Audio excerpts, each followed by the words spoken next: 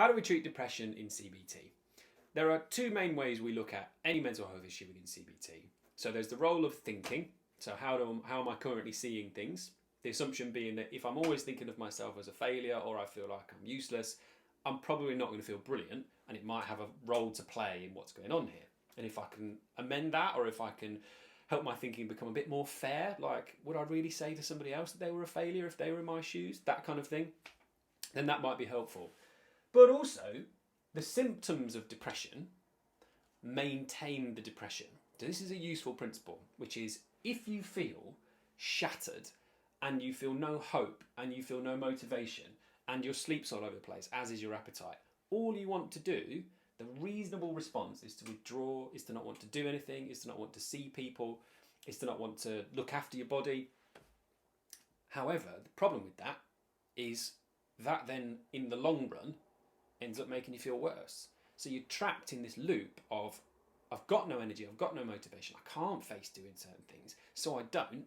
But before I know it, a few weeks have gone by where I've not really seen my friends. When I do see them, I don't get as much joy out of it. I'm not exercising or taking care of myself. And it just makes me feel even worse about myself. If you wanted to make somebody depressed, the clearest way of doing it is isolate them, keep them in a room on their own and don't feed them very well and give them nothing purposeful to do. That is what you would want to do. So think about how trapping that is for somebody with depression, which is the way that I feel means that I have to do these things, which makes me end up feeling worse. So we have to have a little bit of a balance, which is job number one is you can't feel good while all this is going on. So actually usually where we start is, okay, well what if we just get you back in a position where we help you get back up on your feet to some degree. So looking after yourself a little bit, going and seeing people, yeah, you don't get as much enjoyment as you used to or as you want to, but you might still get something out of it. And something is better than nothing. The other thing that it also does is it helps you start to feel like you can challenge this idea that you're not capable of doing anything anymore.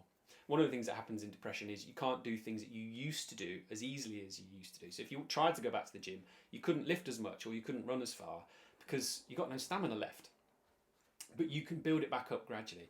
And if we can get you to a point where those basics are taken care of to some degree, it at least gives you a bit more stability, which enables us to look at where some of this might come from, where how the way you see yourself might have come from, and helps you challenge this idea that maybe you're a failure or maybe you're not doing well enough.